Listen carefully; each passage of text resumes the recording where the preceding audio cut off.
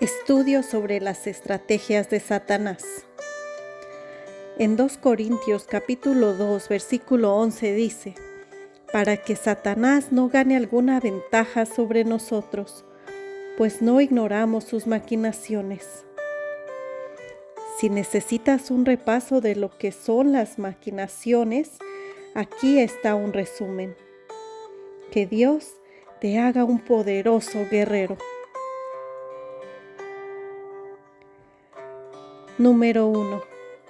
Satanás miente y es el padre de la mentira. Cuando la mentira habla de su propia naturaleza, porque es mentiroso y el padre de la mentira. Juan capítulo 8 versículo 44. La primera vez que Satanás aparece en la Biblia es en Génesis 3. Las primeras palabras de sus labios son: de sospecha a la verdad. ¿Con que Dios os ha dicho, no comeréis de ningún árbol del huerto? Y las segundas palabras de sus labios son una mentira sutil: ciertamente no moriréis. Juan dice que Satanás no se ha mantenido en la verdad, porque no hay verdad en él. Juan capítulo 8, versículo 44. Estamos tratando con la esencia de la mentira y el engaño. Número 2. Él ciega las mentes de los incrédulos. El Dios de este siglo cegó el entendimiento de los incrédulos, para que no les resplandezca la luz del Evangelio de la gloria de Cristo. 2 Corintios capítulo 4 versículo 4. Así que no solo habla lo que es falso, esconde lo que es verdadero. Él nos impide ver el tesoro del Evangelio. Él nos deja ver los hechos, incluso las pruebas, pero no con precisión. Número 3. Él se disfraza con trajes de luz y justicia. En 2 Corintios capítulo 11 versículos del 13 al 15, Pablo dice que algunas personas se están haciendo pasar por apóstoles y no lo son. Se explica así: pues aún Satanás se disfraza como ángel de luz. Por tanto, no es de sorprender que sus servidores también se disfracen como servidores de justicia. En otras palabras, Satanás tiene sirvientes que profesan la verdad suficiente para unirse a la iglesia y desde el interior enseñar lo que Pablo llama doctrinas de demonios. Vea 1 Timoteo capítulo 4, versículo 1. Jesús dice que son como lobos con piel de oveja. Vea Mateo capítulo 7, versículo 15. En Hechos 20, versículo 30 dice que no perdonan al rebaño, sino que alejan a la gente para destrucción. Sin el don de discernimiento de Dios, Filipenses 1:9, nuestro amor será llevado a la tontería.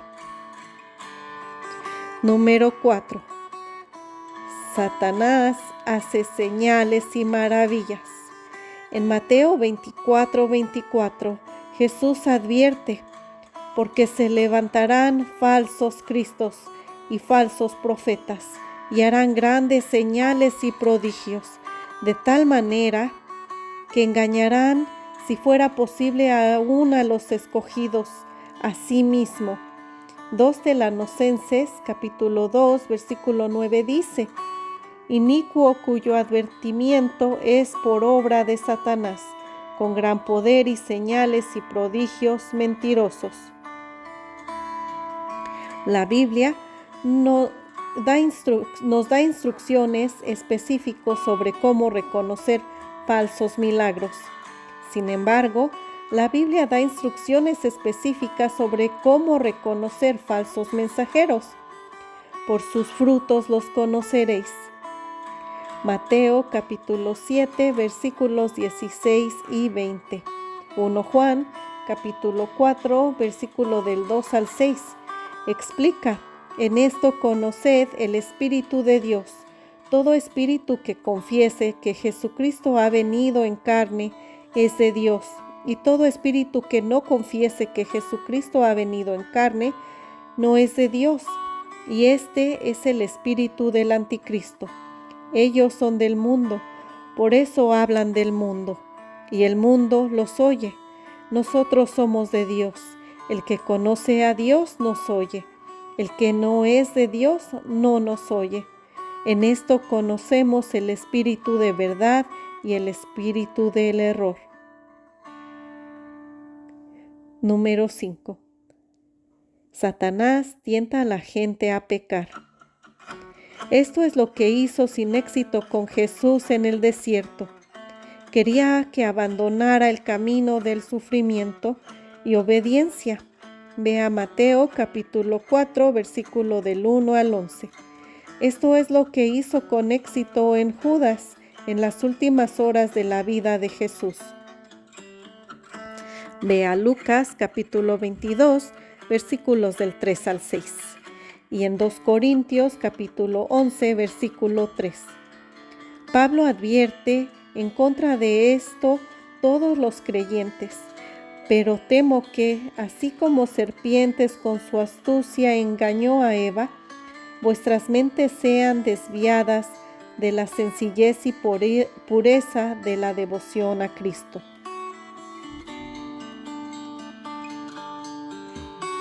Número 6. Satanás arranca la palabra de Dios del corazón de la gente y ahoga la fe. Jesús contó la palabra del sembrador en Marcos capítulo 4, versículos del 1 al 9. En ella, la semilla de la palabra de Dios se siembra y algunas semillas caen en el camino y aves rápidamente las toman. Se explica en el verso 15, viene Satanás y se lleva la palabra que se ha sembrado en ellos. Satanás arrebata la palabra porque odia la fe que produce la palabra. Romanos 10:17. Pablo expresa su preocupación por la fe de los telanocenses así: por eso también yo, cuando ya no pueda soportar más, envié para informarme de vuestra fe, por temor a que el tentador os hubiera tentado y que nuestro trabajo resultara en vano. 1 Telanocenses, capítulo 3, versículo 5. Pablo sabía que el designio de Satanás era ahogar la fe de las personas que han oído la palabra de Dios. Número 7. Satanás causa algunas enfermedades y dolencias. Jesús sanó una vez a una mujer que estaba encorvada y no podía enderezarse. Cuando algunos lo criticaron por hacer eso en sábado, dijo: ¿y esta que es hija de Abraham, a la que Satanás había tenido atada durante 18 largos años, no debía ser libertada de esta ligadura en día de reposo? Lucas 13:16. Jesús vio a Satanás como el que había causado esta enfermedad. En Hechos, capítulo 10, versículo 38, Pedro describe a Jesús como uno que anduvo haciendo bien y sanando a todos los oprimidos por el diablo. En otras palabras, el diablo a menudo oprime a las personas con enfermedad. Esto también es uno de sus designios. Pero no cometa el error de decir que toda enfermedad es obra del diablo. Es cierto aún cuando un aguijón en la carne es un diseño de Dios para nuestra santificación. También puede ser el mensajero de Satanás. Vea 2 Corintios capítulo 12, versículo 7. Sin embargo, hay otros casos en los que la enfermedad es exclusivamente atribuida al diseño de Dios, sin hacer referencia a Satanás. No es que pecó ni sus padres, sino para que las obras de Dios se manifiesten en él. Juan capítulo 9, versículo 3. Jesús no siente la necesidad de mencionar a Satanás como el culpable de sus propios diseños misericordiosos. Número 8. Satanás es un asesino. Jesús dijo a los que estaban planeando matarlo: «Sois de vuestro padre el diablo, y queréis hacer los deseos de vuestro padre». Él fue un homicida desde el principio, y no se ha mantenido en la verdad. Juan capítulo 8, versículo 44. Juan dice: «No como Caín, que era del maligno, y mató a su hermano». 1 Juan capítulo 3, versículo 12. Jesús le dijo a la iglesia sin mancha en Esmirna: «He aquí el diablo echará a algunos de vosotros en la cárcel. Sé fiel hasta la muerte, y yo te daré la corona de la vida». Apocalipsis 2:10. Para decirlo sencillamente, Satanás está sediento de la sangre. Cristo vino al mundo para que tengamos vida y la tengamos en abundancia. Juan 10:10. Satanás viene para deshacer la vida donde quiera que puede, y al final hacerle eternamente miserable. Número 9. Satanás lucha contra los planes de los misioneros. 1 Tesalonicenses capítulo 2, versículos del 17 al 18. Pablo dice cómo se vieron frustrados sus planes los misioneros. Y dice así: «Estábamos muy ansiosos, con profundo deseo de ver vuestro rostro, pero Satanás nos lo ha impedido». Satanás odia el evangelismo y el discipulado, y él va a poner todo obstáculo que pueda en el camino de los misioneros y las personas que tengan un celo por la evangelización. Número 10. Satanás acusa a los cristianos delante de Dios. Apocalipsis 12:10 dice: «Y oí una gran voz en el cielo que decía: Ahora ha venido la salvación, el poder y el reino de nuestro Dios y la autoridad de su Cristo, porque el acusador de nuestros hermanos, el que los acusa delante de nuestro Dios día y noche, ha sido arrojado». La derrota de Satanás es segura, pero sus acusaciones no han cesado. Es lo mismo con nosotros, como fue con Job. Satanás le dice a Dios sobre nosotros: «En realidad no te aman, aman tus beneficios. Extiende ahora tu mano y toca todo lo que tienen.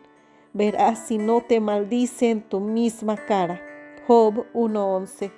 Su fe no es real, dice Satanás. Él nos acusa delante de Dios, como lo hizo con Job.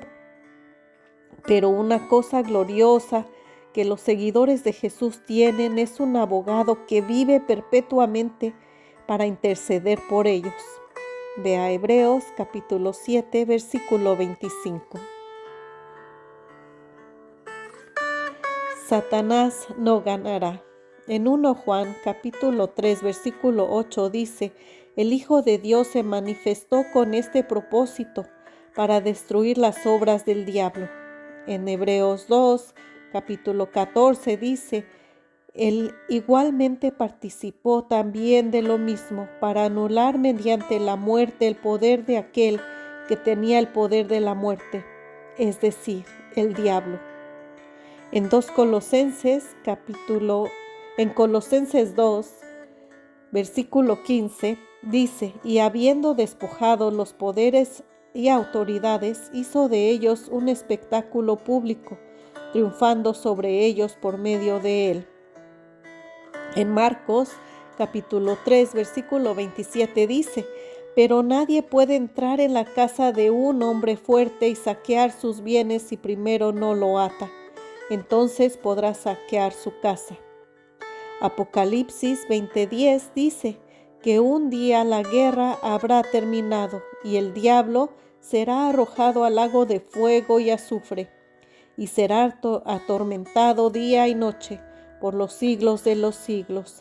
Véase Mateo 8, versículo 29 y capítulo 25, versículo 41. Resiste. Santiago dice: resistid al diablo y huirá de vosotros. Santiago 4:7. ¿Cómo hacemos eso? Aquí es como lo hicieron de acuerdo a Apocalipsis 12:11. Ellos lo vencieron por medio de la sangre del Cordero y por la palabra del testimonio de ellos, y no amaron sus vidas, llegando hasta sufrir la muerte. Se abrazaron al triunfo de Cristo en su sangre. Hablaron de la verdad en la fe. No temieron la muerte y triunfaron. El Nuevo Testamento pone la oración como el acompañamiento crucial de cada batalla. Tomad también el yelmo de la salvación y la espada del Espíritu, que es la palabra de Dios. Con toda oración y súplica, orad en todo tiempo en el Espíritu. Efesios, capítulo 6, versículos del 17 al 18. A medida que el final se acerca y Satanás incrementa su rabia, Jesús nos llama a la oración en tiempos de guerra. Mas velad en todo tiempo, orando para que tengáis fuerza para escapar de todas estas cosas que están por suceder, y podáis estar en pie delante del Hijo del Hombre. Vea Lucas, capítulo 21, versículo 36. Del mismo modo, Pedro hace un llamado urgente a la oración en fin de los tiempos. Mas el fin de todas las cosas se acerca. Sed pues prudentes y de espíritu sobrio para la oración. Vea 1 Pedro, capítulo 4, versículo 7. Incluso Jesús luchó contra el demonio en nuestro nombre con el arma de la oración. Le dijo a Pedro en Lucas 22, versículos del 31 al 32.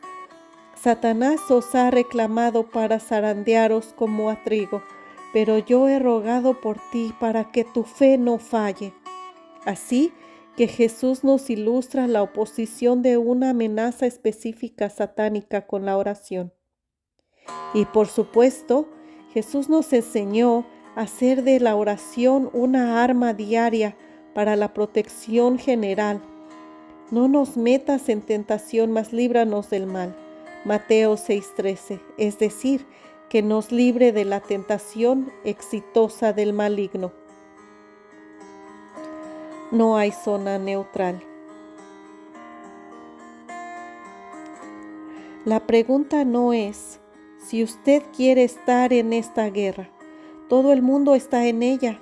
O bien somos vencidos por el diablo y seguimos al príncipe de la potestad del aire, vea Efesios 2:2, como ganado a la masacre, o resistirle firmes en la fe. 1 Pedro 5:9. No hay zona neutral. Ya sea que triunfas por la sangre del Cordero y por la palabra de su testimonio, o eres esclavizado por Satanás. Por lo tanto, sufre penalidades conmigo, como buen soldado de Cristo Jesús. 2 Timoteo, capítulo 2, versículo 3. Y pelea la buena batalla. 1 Timoteo, capítulo 1, versículo 18. Ore sin cesar. El Señor Jesús no es menos guerrero hoy que en los días de antaño. Así que le animo de nuevo, venga a Él como soldado dispuesto del Príncipe de la Paz y aprenda a decir: Él adiestra mis manos para la batalla. Salmo 144, versículo 1.